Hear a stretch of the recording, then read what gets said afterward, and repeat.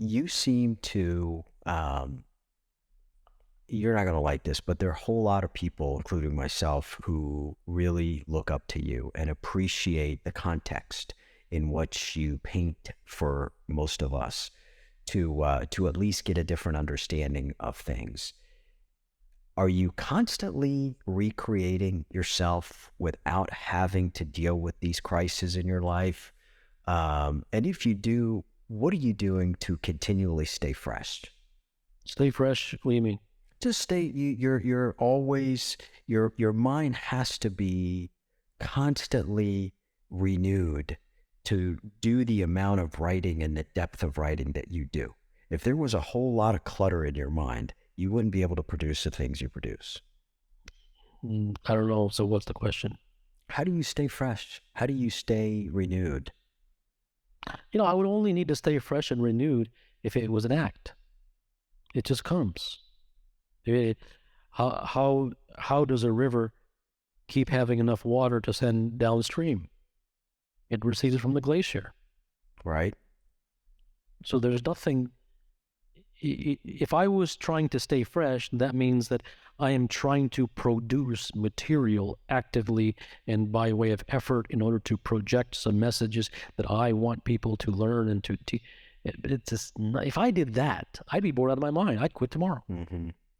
I have no interest in that. It's just like a flood which keeps coming. So there's no pressure, there's no plan, there's no organization, there's no today I'll write about this and there's nothing, there's not a class. It is what it is, and it's not me who's doing it.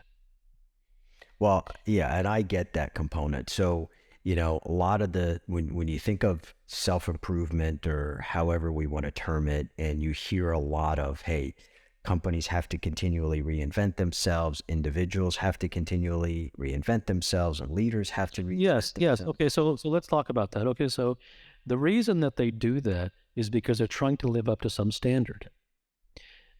That happens only when someone is not seeking the truth. When you are not seeking the truth, you're seeking progress. Mm-hmm. You're seeking progress in order to... Because that gives us satisfaction that we're better today than we were yesterday. Well, it's a false satisfaction. It's not satisfaction. It's a propagation of a self-image. It's all false. It's all a lie. So where do you want to go?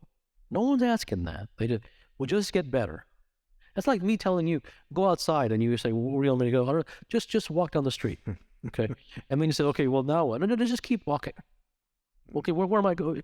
You're never going to ask where I'm going, because you're going to say, well, look, I walked 40 steps today. Right. Right? Yesterday I walked 60. Mm-hmm. Well, today I'll only walk 40. That means I'm 20 deficit. Tomorrow I'm going to walk 90. Okay? So if I tap you on the shoulder and say, wait a minute, stop, man, that's fine. That's great that you're walking so much. Where are you going? Well, I don't know. My coach told me that I need to walk 40 steps a day. And I know one thing. I know Sally over there's walking 40. And I know Jim on the other side, he walked 80 last week. He's just killing me. Right? That's what everybody is. Agreed. Everyone is absolutely a mule who is being led around by the nose by people who have no interest in the truth, blind leading the blind.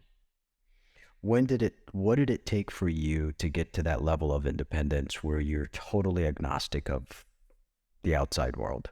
Since the day I was born, I guess we are who we are, right? I mean, I've always been a contrarian. I can't tell you where that arose. I mean, why are we the way that we are, right? I mean, why is our DNA the way that our DNA? I don't know. But if the world was going to go one way, I was going to go the other, and that's been that way since, and maybe that's why I never drank a beer or wine, or a drop of alcohol in my life. I've never had a drug. I've never, antibiotics and those things, but, never, smoked anything in my life. And I look back at those things and wonder, why, and maybe because that was yet another way of being just completely opposite of the world. I'm not telling you that by being this way, opposite of the world is a good thing or a bad thing. I'm just saying it just is. And But it's an element of freedom for sure. well, I don't know. I mean,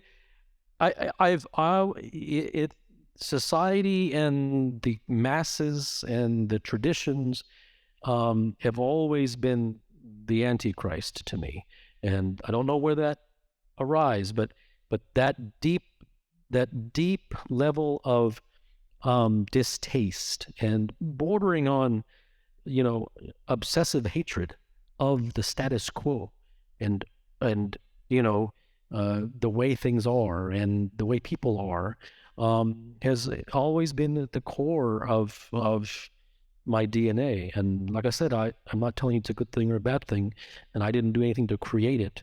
We're just kind of born the way we're born.